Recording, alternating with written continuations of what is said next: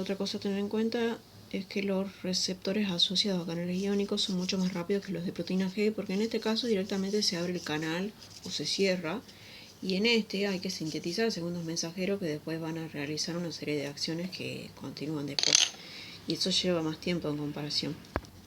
Después, con respecto a la regulación de los receptores, hay dos formas o maneras o mecanismos en que ciertas células se defienden, entre comillas, ante, por ejemplo, una estimulación que sea muy seguida de determinadas sustancias.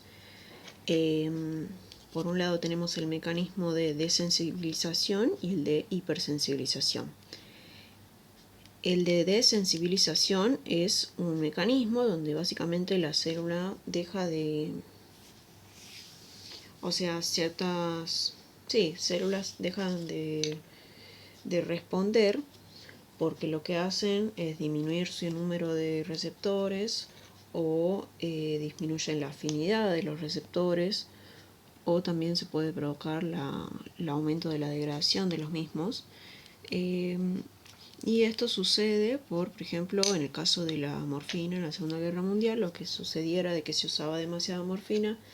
Entonces, en ciertas personas que ya se le administraba mucha morfina de forma muy seguida, dejaba de responder, o sea que se producía directamente una desensibilización, de una falta de respuesta, deja de responder. Y después está la sensibilización, que esto lo pueden provocar determinados fármacos, por ejemplo, como la ketamina, donde lo que pasa es de que aumenta la sensibilidad de determinados receptores a ciertas sustancias. Por ejemplo, la ketamina lo que hace es que en el corazón aumenta la sensibilización a las catecolaminas, entonces es más sensible a las catecolaminas. Y bueno, eso sería la hipersensibilización. Y esos son dos mecanismos de defensa o formas de regulación de los receptores. Y bueno, también lo que sucede en este caso de la hipersensibilización es de que aumenta el número de receptores, o aumenta la afinidad, o disminuye la degradación y demás. Esas son como posibilidades de lo que sucede con respecto a los receptores en esa regulación. Después, con respecto a la relación que hay en la interacción de la droga con el receptor, relación o interacción de la droga con el receptor, hay ciertas características que se deben cumplir, que básicamente el efecto que produzcan ciertas drogas, hay ciertos términos que caracterizan la interacción que tiene que haber entre esta droga y el receptor. Por un lado tiene que ser selectivo, específico, la sensibilidad también, y la reversibilidad. Sensibilidad se refiere a que con bajas dosis con muy bajas dosis se producen ciertos efectos. Reversibilidad, de que el efecto tiene que ser reversible. Por ejemplo, los anestésicos tienen cierto efecto hasta determinado momento, después se eliminan y ya deja de tener efecto, porque se separan, digamos, de los receptores. Especificidad, porque la unión de los fármacos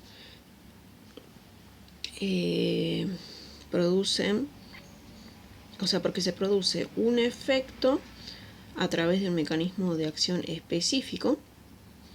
Tiene que producirse un efecto ante un mecanismo de acción específico, o sea, una unión específica que sucede entre determinada droga y determinado receptor, se va a producir un efecto determinado.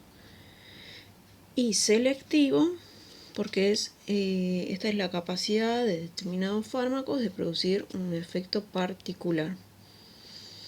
Hay pocos fármacos que son muy selectivos. La mayoría tienen efectos colaterales además del que buscamos. Un ejemplo de fármaco bien selectivo es la penicilina. Pero bueno, la mayoría no son muy selectivos, que digamos. Y bueno, esas son como 4 características clave: selectividad, especificidad, reversibilidad y sensibilidad. Después, algunos conceptos importantes es el tema de la afinidad, es la capacidad de determinados fármacos de unirse a su receptor. Actividad intrínseca es la capacidad de producir un efecto, digamos. Y agonista, entonces, un fármaco que tiene la capacidad de unirse a su receptor, o sea, afinidad, y actividad intrínseca, o sea, también la capacidad de producir un efecto. Y antagonista sí tiene capacidad de unirse, o sea, sí tiene afinidad con el receptor, pero no tiene actividad intrínseca. También se llaman bloqueantes esto, por ese motivo, porque bloquean los receptores y no producen un efecto por sí mismos.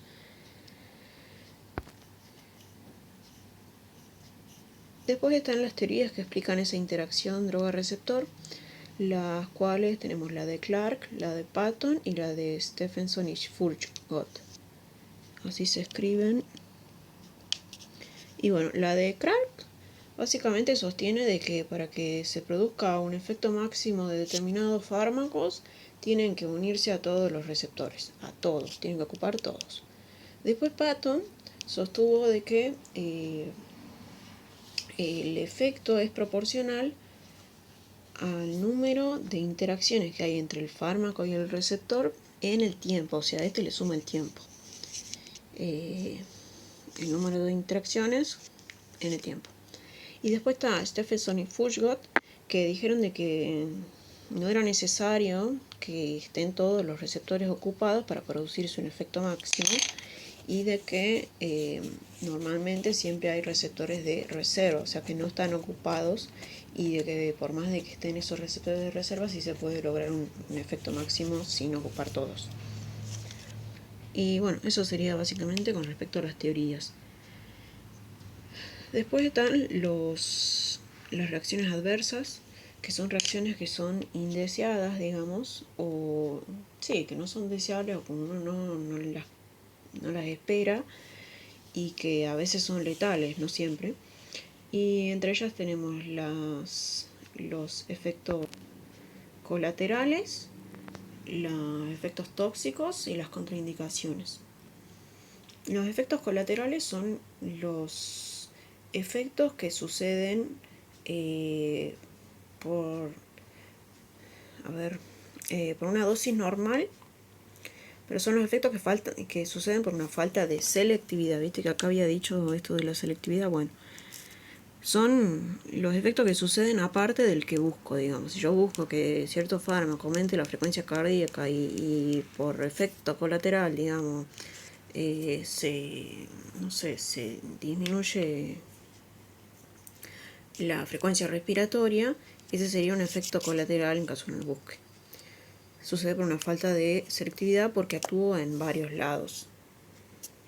Después está el efecto tóxico, que sucede cuando hay una sobredosificación, o sea, cuando me paso con la dosis. En este caso no me pasé con la dosis, sucede, son como efectos